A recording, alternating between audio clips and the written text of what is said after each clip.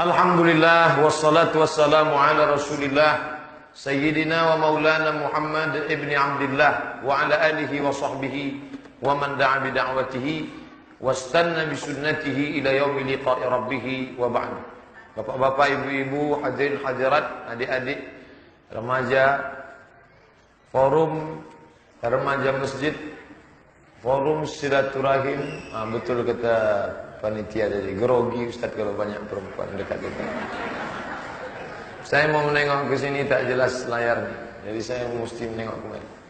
Tapi saya pernah ada acara terlalu banyak menengok, selesai acara masuk SMS, Ustaz tidak baik lama-lama menengok perempuan katanya. Padahal layar itu memang jelas yang di sini. Nah, jadi tolong ini belokkan, nanti jadi fitnah saya menengok. Apa beda jihad dengan jahat? Orang sekarang tak bisa membedakan mana jihad, mana jahat. Oleh sebab itu maka meluruskan, saking banyaknya orang yang jahat, maka orang yang berjihad itu merasa jahat. Dituduh dia sudah melakukan kejahatan, kejahatan atas nama agama, sehingga orang takut. Berapa banyak orang tua takut kalau anaknya ngaji. Lebih takut dia anaknya ngaji daripada anaknya mabuk. Bu, anak ibu mabuk, biar ajalah, nanti kan taubat. Anak ibu ngaji, jangan-jangan udah ikut ISIS dia. Jadi kesakutan yang luar biasa. Maka judulnya Jihad Abad 21. Dari 3 huruf, Jim, Ha, Dal. Dari kata inilah muncul kata jihad. Orang yang melakukan jihad itu disebut dengan mujahid. Dari kata jim, ha, dal ini juga berasal kata ijtihad. Orang yang melakukan ijtihad disebut dengan mujtahid. Imam Syafi'i, Imam Hanafi, Imam Maliki, Imam Hambali, Imam Al-Auza'i, Imam Sufyan ibn Uyainah, itu semuanya adalah imam mujtahid. Mereka mengerahkan segenap kemampuannya, hafalan Qur'annya, hafalan hadisnya, ilmu usul fikihnya, badlul juhdi lil usuli ala al-hukmi syar'iyyi minal adillatil ahkami syar'iyyati. Seorang mujtahid mengerahkan segenap kemampuannya untuk melahirkan hukum-hukum syariat Islam. Baca ayat, baca hadis, baca ijma', melakukan qiyas, lalu keluarlah fatwa-fatwa ijtihad para ulama, maka disebut dengan ijtihad. Saya sudah berijtihad dalam masalah ini. Makanya dalam hadis dikatakan al-hakim, seorang hakim, idza ijtahada, kalau dia sudah berijtihad, fa asaba, benar ijtihadnya, keluar satu pendapat, falahu ajrun wahid, falahu ajrani, dapat 2 pahala. Wa idza akhta'a, kalau dia keliru, tersilap, tersalah, falahu ajrun wahid, tetap dapat 1 pahala, karena dia sudah mengerahkan segenap kemampuannya. Jadi kata jihad, jim, ha, dal. Yang kedua, jihad. Itu ayat yang dibacakan oleh ananda kita tadi. Hal adullukum ala tijaratin tunjikum min azabin alim. Maukah kalian kutunjukkan perniagaan yang bisa menyelamatkan kalian dari azab Allah Subhanahu wa taala? Apa dia? Tu'minuna billah wa rasulih wa tujahidun, diambil dari kata jihad, berjihadlah kalian. Inilah akar kata jihad.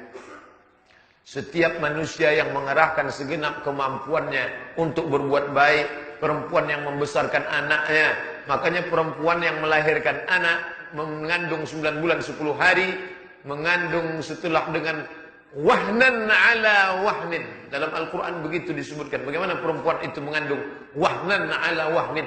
Lemah di atas lemah. Gimana lemahnya Pak Ustaz? Nanti kalau saya ceritakan tak ada yang percaya. Lemah di atas lemah. Maka ketika dia melahirkan anak, bersimbah darah, meninggal dia. Meninggalnya sama seperti orang meninggal jihad, mati syahid, fisabilillah. Kenapa? Karena dia sudah mengerahkan segenap kemampuannya. Begitu juga dengan orang yang belajar bersungguh-sungguh, menuntut ilmu, dapat beasiswa, pergi ke Jepang. Si anu dapat beasiswa ke Jepang. Spesialis apa? Ikan. Banyak orang kita pergi ke Jepang belajar ikan. Bagus.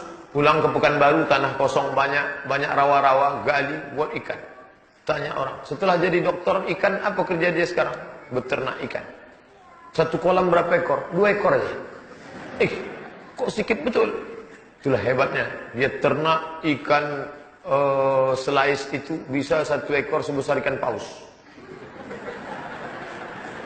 Bayangkan itu kalau berhasil anak Indonesia, lalu Indonesia menjadi eksportir ikan, mendapat beasiswa, bisa membantu orang-orang yang kelaparan, maka dengan ilmu pengetahuan, dengan segenap kemampuannya dia membangkitkan semangat anak umat Islam, maka dia sudah menyelamatkan nyawa orang banyak. Dia sedang berjihad. Diambil dari kata jihad, jihad. Tapi kalau sudah diketik kata jihad, cobalah ketik di Google, www.google.com. Jihad. Ketik gambar, ketik jihad, enter. Pasti beritanya teroris. Ketik jihad, pilih image, gambar. Pasti gambarnya gambar teroris. Jihad sama dengan perang, sama dengan teroris. Maka saya buat warna merah dan warna hijau. Salah satu bentuk jihad adalah perang. Tapi jihad tidak hanya perang. Kalau ada orang mengatakan jihad itu perang, betul. Perang itu satu bagian dari jihad. Tapi tidak jihad perang. Bahwa perang adalah satu bagian dari jihad, memang tak terelakkan.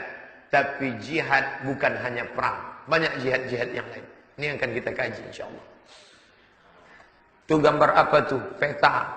Jihad membebaskan dari menyembah selain Allah kepada hanya menyembah Allah. Itu semua yang ada di peta-peta itu semuanya menyembah 3. Lembu, kayu, batu, hantu. Tuh, India menyembah lembu, Afrika menyembah voodoo, hantu. Begitu Islam datang, dibebaskan mereka. Dengan apa? Kenapa para da'i itu tidak dibunuh ketika sampai ke Afrika Utara? Jihad. Teriakan mereka, Allahu Akbar. Musuh itu takut, gemetar. Nabi SAW ditanamkan ar-ru'bu. Ru'bu, rasa takut di hati musuh. Berapa lama? Masyirata syahrin. Sebulan pasukan Muhammad belum datang, musuh itu sudah mencret-mencret. Sebulan lagi Nabi Muhammad mau datang, musuh itu sudah ketakutan luar biasa. Kenapa? Pasukan yang luar biasa. Tapi jangan artikan Nabi Muhammad digambarkan dalam karikatur Denmark memegang Quran sebelah kiri, pedang sebelah kanan. Siapa yang tak mau masuk Islam, baca nih. Siapa yang tak mau baca nih, pancung kepalanya. Ini tak betul. Berapa lama Islam berkuasa di India? Sampai-sampai ini aneh bin ajaib. Indonesia negeri Muslim. Tapi kalau ditanya apa objek wisatanya, Candi Borobudur. India itu Hindu-Buddha. Tapi kalau ditanya apa objek wisatanya, Taj Mahal. Riau Islam, Bumi Lancang Kuning. Apa objek wisatanya? Muara Takus. Untung ada Taj Mahal satu di Panam. Win Suska. Itu boleh kita angkat sedikit tempat kita ngajar kan. Jihadlah yang membebaskan. Orang-orang yang menyembah pokok kayu, menyembah hantu, menyembah lembu, menyembah batu, dibebaskan dengan apa? Dengan jihad. Umar ibn al-Khattab mengutus panglima perang bernama Ammar ibn al-As menyeberang Laut Merah. Nih, tengah ini Makkah. Ini Laut Merah. Menyeberang Laut Merah sampai ke Afrika Utara. 1 bulan perjalanan. Begitu sampai mereka di sana, mereka pun mendirikan masjid sampai hari ini tegak berdiri. Masjid itu bernama Masjid Ammar ibn al-As. Nama imamnya Syekh Muhammad Jibril. Cari bagaimana bacaan Syekh Muhammad Jibril dalam www.youtube.com. Syekh Muhammad Jibril, imam di Masjid Ammar bin As. Kalau mau sholat tarawih malam Lailatul Qadar, malam 27 iktikaf di Masjid Ammar bin As, masuknya mesti zuhur. Kalau asar udah payah dapat tempat. Masuk zuhur, duduk, bawa air minum, bawa buka puasa. Tahan, insyaallah. Jangan kentut. Bisa sholat tarawih sampai malam. Saking kan orang hebatnya mengenang masjid tertua di Afrika Utara. Pada masa Uqbah sudah sampai Islam ke negeri bernama Maghrib. habis Mesir, Libya, habis Libya, Tunisia, habis Tunisia, Aljazair, habis Aljazair, Maroko. Ini paling ujung. Tahun 93 menyeberang umat Islam dari Maroko ke Algeciras. Jesiras diambil dari bahasa Arab. Al-Jazirah. Jesiras namanya sekarang. Jazirah bahasa Arabnya. Andalusia. Itulah dia Spanyol. Juan Carlos.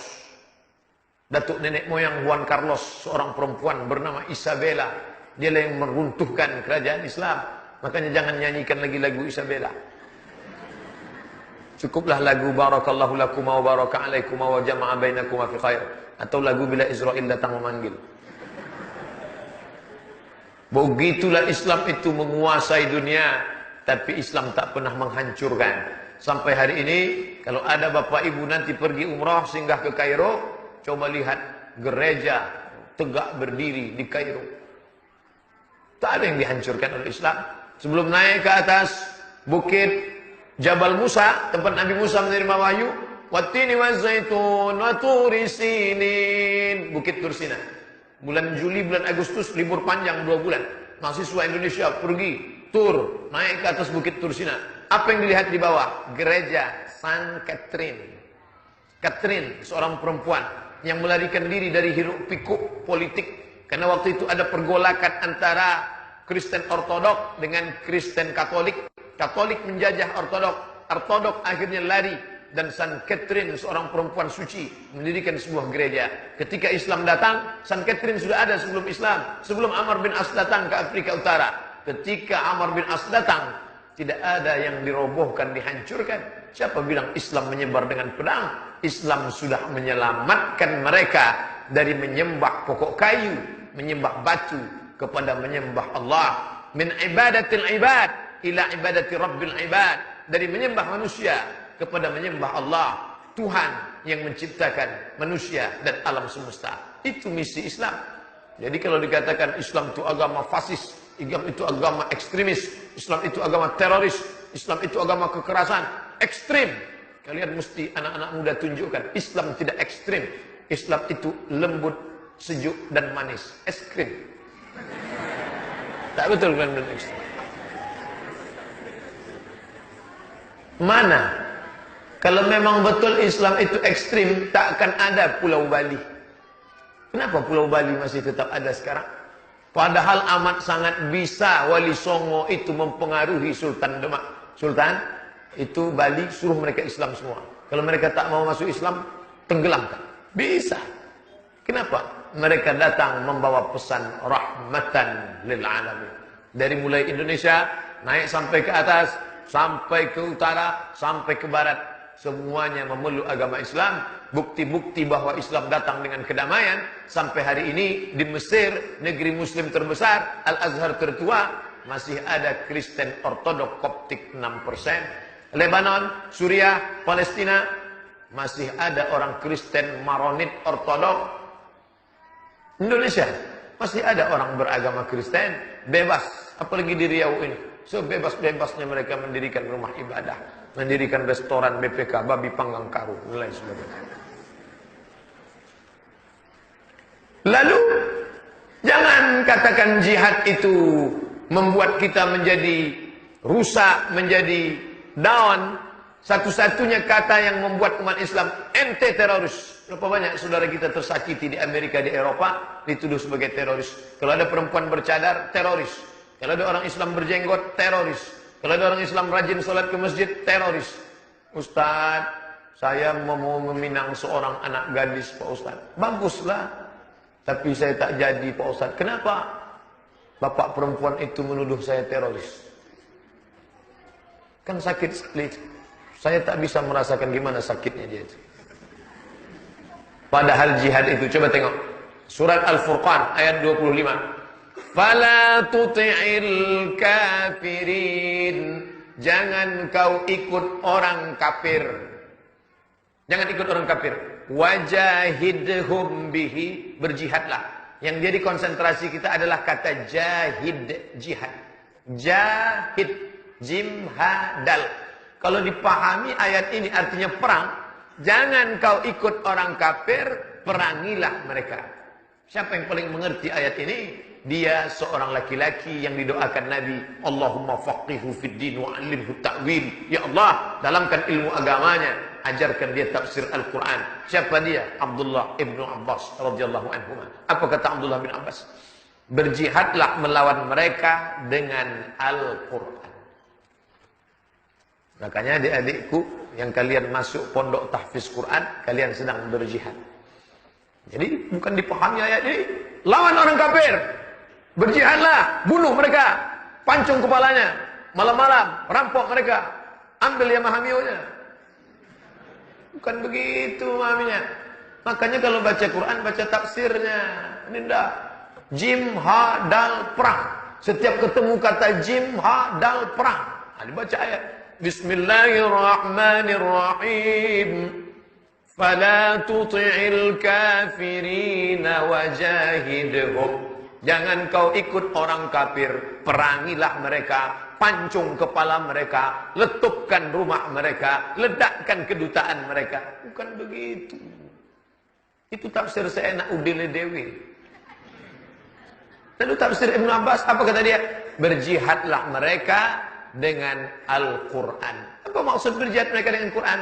Hafal Quran, pahami isi kandungan Al-Quran, masuk kalian fakultas kedokteran. Loh, mau menjelaskan Quran kok fakultas kedokteran? Mestinya kan fakultas usuluddin, jurusan tafsir wa ulumul Quran. Betul, tak salah. Tapi itu mengkaji asbabul nuzul, munasabat antara ayat, masalah ilmu tafsir, ulumul Quran, nasih mansukh. Itu dikaji di usuluddin. Tapi di fakultas kedokteran, Anda bisa menafsirkan ayat tentang kandungan dari mutfah menjadi alaqah, menjadi mudghah, menjadi izam, fakasawna al-izama lahma, thumma ansha'nahu khalqan akhar. Bapak Ibu Saudara sekalian, dia tak sebut assalamualaikum karena kebetulan yang mendengar dia di situ bukan orang Islam semua. Ladies and gentlemen, kepala buku ditempel semen. Bapak-bapak, ibu-ibu hadirin sekalian, salam sejahtera buat kita semua. Pada kesempatan ini, saya sebagai dokter dari Fakultas Kedokteran Universitas Riau ingin menjelaskan penciptaan manusia dalam kitab suci kami Al-Quran, bahwa kita berasal dari nutfah, berubah menjadi alaqah, berubah menjadi mudghah, berubah menjadi tulang, izam, berubah menjadi manusia. Fatabarakallahu ahsanul khaliqin. Kira-kira dapat dari mana Nabi kami Muhammad SAW? Padahal dia tak bisa tulis, tak bisa baca, dia jauh dari peradaban Eropa, dia jauh dari Yunani, dia jauh dari Romawi. Ini murni dia dapat dari Allah Subhanahu wa taala. Jihadlah engkau melawan mereka dengan Al-Qur'an, pahami Al-Qur'an. Walaupun kau tidak berotot, walaupun kau tak pandai main pedang, walaupun tak pandai memanah, karena ada bentuk jihad lain, jelaskan isi kandungan Al-Qur'an. Berapa banyak orang-orang hebat, perkasa untuk jihad dengan pedang, tapi jihad dengan otak, jihad dengan otot, jihad dengan otak. Dua-duanya penting. Jangan saling mengejek. Apa yang ente berotot? Emangnya untuk apa otot itu? Paling udah dimakan cacing tanah. Kata yang berotot, ente pun punya otak. Bukan pintar, betul? Akhirnya saling mengejek. Dua-duanya tak melakukan jihad di jalan Allah Subhanahu wa taala. Yang sudah mulai latihan berkuda, lanjutkan. Yang latihan memanah, lanjutkan. Tapi tepatlah memanah pada tempatnya. Jangan mentang-mentang udah pandai semua dipanah. Berawal dari baca Quran, fahami Quran, amalkan Quran, ajarkan Quran, buka website Al-Quran. Khusus mengkaji tentang mukjizat-mukjizat Al-Quran. Sehingga ketika melihat, membaca, mendengar, yang muda-muda, buat video 1 jam, 1 menit, 1 menit, upload ke Instagram. Hai saudaraku, tahukah engkau itu bukit yang besar? Nampak kan bukit? Ya, itu sebenarnya hanya sepertiganya saja di atas. Yang 2/3 berada di dalam. Itulah yang menjadi pasak sehingga bumi ini tidak bergoncang. Itu yang disebutkan Allah Subhanahu wa taala dalam Al-Qur'an. Kenapa? Karena Allah sudah menanamkan di dalam bumi ini pasaknya sehingga dia tidak bergoncang. Yang disebutkan Allah Subhanahu wa taala di awal surat An-Naba. Maka ketika dia jelaskan itu, maka orang terbuka hidayah. Hidayah datang dari Allah, tapi sebab asbab hidayah itu datang dari mulut siapa? Ayyahdiyallahu bika rajulan wahidan. Satu orang dapat hidayah karena mulutmu, khairun min humurin ni'am. Lebih baik daripada kau memiliki seekor unta yang merah. Khairun minad dunya wa ma fiha. lebih baik daripada kau punya dunia dan seisinya. Tidak lagi dipahami berdakwah, pergi ke kampung-kampung, lalu kemudian diusir orang kampung dengan penuh penderitaan, pulangnya kena hujan, demam, mati. Sekarang dengan canggih Twitter, BBM, WhatsApp, kalian buat satu web. Pak Ustadz, kami nggak bisa pakai web, Pak Ustadz. Berapa bayar providernya setahun? Tak usah pakai web, pakai blog. Blog gratis, numpang. Tak punya paket, Pak Ustadz. Apa ya? Betul lah itu. Numpang, blogspot gratis. Punya video Al-Quran. Nampak satu, sebutkan. Nampak satu mukjizat, tunjukkan. Dengan itu, sanurihim ayatina fil afaq. Kami akan tunjukkan ayat-ayat tanda-tanda kebesaran kami di atas muka bumi hatta yatabayyana lahum annahul haq, sampai terang kebenaran itu bahwa Islam itu datang dari Allah Subhanahu wa taala. Mukjizat Al-Qur'an, mukjizat tentang kelahiran manusia, mukjizat tentang bintang-bintang. Inna fi khalqis samawati, dalam penciptaan langit, wal ardi, penciptaan bumi, waqtilafil laili wan nahar, perputaran siang dan malam, la ayatin, menjadi ayat-ayat tanda-tanda kebesaran Allah bagi siapa? Liulil albab, bagi orang yang berfikir. Ketika dia berpikir tentang langit, muncul ilmu astronomi. Ketika berpikir tentang bumi, muncul ilmu geologi. Ketika berpikir tentang perputaran siang dan malam, muncul ilmu meteorologi, klimatologi, dan geofisika. Berpikir tentang bahasa, kenapa bisa bahasanya bunyinya begini? Padahal dulu Adam satu. Maka muncul ilmu-ilmu bahasa. Ketika berpikir tentang warna kulit, muncul ilmu tentang gen. Dari mana datangnya? Dari Al-Quran. Al-Quran datang dari Allah. Akal datang dari Allah. Tak ada kontradiktif antara Al-Quran dan akal. Maka saat itu orang yang berakal itu mengatakan, Rabbana ma khalaqta hadza batila. Tidaklah yang kau ciptakan sia-sia. Faqina azabannar. Puncak daripada orang yang mengimani Al-Quran, dia tidak angkuh, dia tidak sombong. Dia akan mengatakan, Subhanak, maha suci engkau. Faqina azabannar. Jauhkan kami dari neraka jahanam. Apa makna ucapan di ujung jauhkan kami dari neraka jahanam? Kalau dia sudah mengerti Al-Quran, jadi dokter, dia tidak akan curang, dia tidak akan sombong, dia tidak akan angkuh, jadi pengusaha, jadi ekonom, jadi pakar hukum, jadi advokat, dia tidak akan sembarangan pakai hukum. Kenapa? Karena ujung dari doanya, faqina azabannar. Percaya dia kepada neraka. Melalui apa? Al-Quran. Yang sudah menghafal Al-Quran, ada anak-anak FSRMM, ada dari Irma, ada dari Podamara yang masuk ikut program hafal Quran, baca Quran, lanjutkan. Setelah itu kursus bahasa Arab untuk memahami isi tafsir Al-Quran terus. Lalu kemudian disiplin ilmunya masing-masing. Nanti yang melanjutkan ke fakultas hukum, jelaskan hukum-hukum konvensional dan hukum Islam. Kaji. Yang masuk dalam bidang seni, lihat bagaimana Islam tidak membunuh darah seni. Ini yang kita lihat keliling ini seni. Seni kaligrafi, seni. Tadi yang membaca Quran seni, seni suara. Tapi tidak ada patung berhala. Karena Islam mengharamkan gambar, mengharamkan patung bernyawa. Tapi seni tak dibunuh, ukir-ukiran. Coba lihat tengok di tiang. Tak ada gambar binatang, tak ada makhluk. Yang ada bunga. Entah bunga apa itu, pokoknya bunga lah. Agak-agak macam bunga nampaknya. Begitulah Islam. Islam tak membunuh. Islam hanya menempatkan pada tempatnya. Ketika melihat kaligrafi yang indah ini, apa kata orang? Subhanak, maha suci engkau ya Allah. Bentuk tangannya sama, bentuk wajahnya sama, yang nulis bentuknya sama. Tapi yang satu bisa begitu indah, yang satu macam cakar ayam. Suara, bentuk lehernya sama, bentuk orangnya sama. Tapi yang satu begitu membaca Al-Quran. Qari kita di Masjid An-Nur, mari kita dengarkan bacaan Al-Quran. Qari kita jadi baca Quran, menetes air mata orang yang membacanya. Ustadz Nazri, kalau sudah imam subuh Jumat, subuh hari Jumat beliau imam, ada khatib, subuh Sabtu menjadi imam.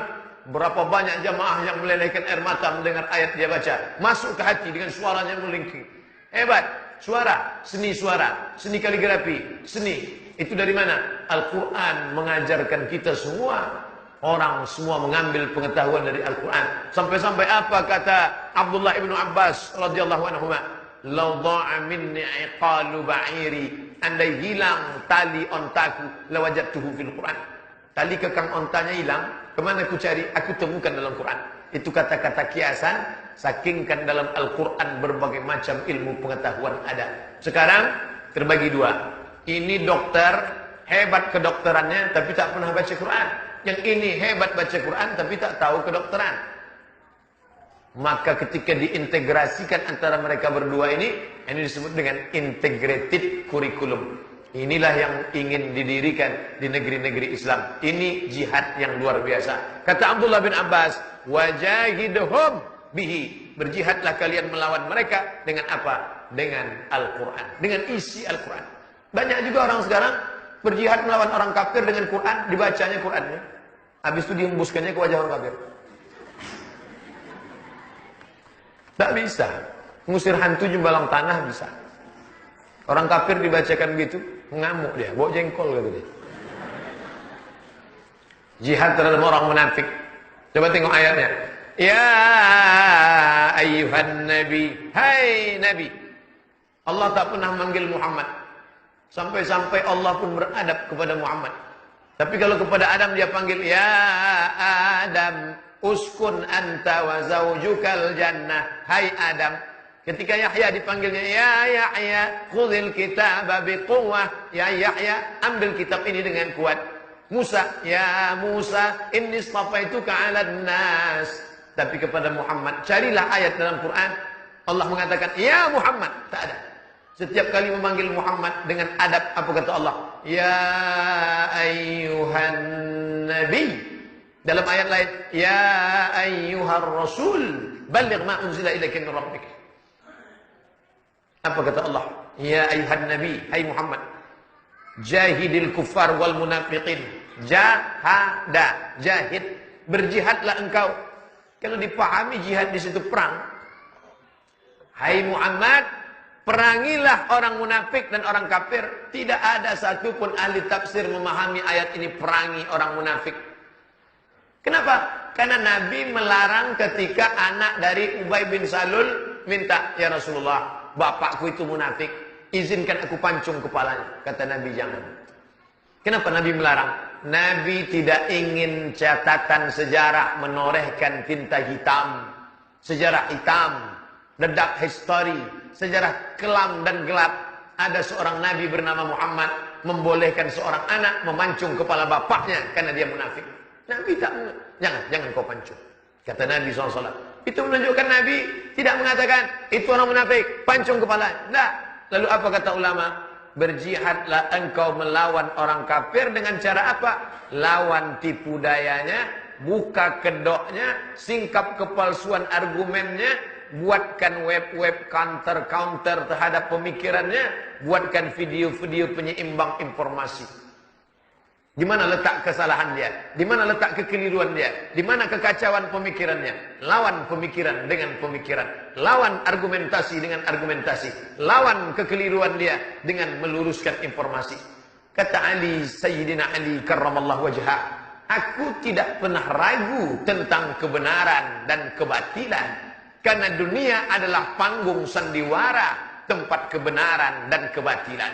Maka dari dulu sampai zaman Ali sampai zaman sekarang, dunia ini isinya batil, hak, kanan, kiri, hitam, putih, bengkok, lurus, hak, batil. Yang aku khawatirkan, kata Sayyidina Ali, orang yang benar diam, sehingga orang yang batil merasa dirinya benar. Semua yang benar diam, semua yang betul diam. Akhirnya orang yang batil merasa betul. Ini yang terjadi sekarang. Susah orang membedakan mana batil, mana betul. Batil. Gara-gara apa? Gara-gara orang yang betul diam. Maka yang batil merasa dirinya benar. Maka ada amar ma'ruf nahi mungkar. Lawan orang munafik itu. Dengan apa? Dia buat satu video, balas dengan 10 video. Dia buat satu MP3, balas 15 MP3. Dia buat satu rekaman upload, lawan lagi. Berapa? Oleh sebab itu maka saudara-saudara kita yang sedang berdakwah di alam gaib. Di mana tuh Pak Ustaz? Alam maya, Twitter, BBM, WhatsApp, YouTube. Tak nampak musuhnya. Dulu jelas pakai panah, pakai tombak, pakai senapang, pakai bom atom. Sekarang enggak. Perang bagaimana sekarang? Cukup pakai nembak aja. Makanya itu cara alasan nanti kalau ada kawan, Nggak boleh ente main HP terus. Ustaz sedang ceramah. Aku bukan sedang main HP, sedang menembak musuh. Itulah perang kita sekarang. Oleh sebab itu, perang fisik ya, perang urat saraf ya, perang pemikiran ya. Mereka pakai brainwash, cuci otak. Kita pun pakai juga. Otak saudara-saudara yang kita sudah dicuci itu, cuci sekali lagi. Dengan pemikiran Islam. Maka belajar bagaimana mereka dulu menguasai umat Islam. Kenapa bisa menguasai dunia? Maka belajar sejarah amat sangat penting. Nih, tafsir para ulama. Makna jahidil kufar wal munafiqin. Ungkap kedok mereka. Tunjukkan kepalsuan mereka. Ente yang kemarin mengatakan begini-begini. Di sini kepalsuannya. Karena kalau tidak, satu hari orang duduk pagi, dia tonton 10 video. Dia tonton 10 tulisan. Dia tonton 10 screenshot yang diupload. Sementara orang yang benar diam saja. Kemana orang yang benar? Asik bertasbih. Subhanallah. Walhamdulillah. Wala ilah. Ente tak melawan orang kafir. Udahlah, serahkan aja semua Allah. Agama ini akan ditolong Allah sampai hari kiamat. Al-Islamu ya'lu. Islam tinggi. Wala yu'la alaih. Tidak ada yang bisa menandingi ketinggian Islam.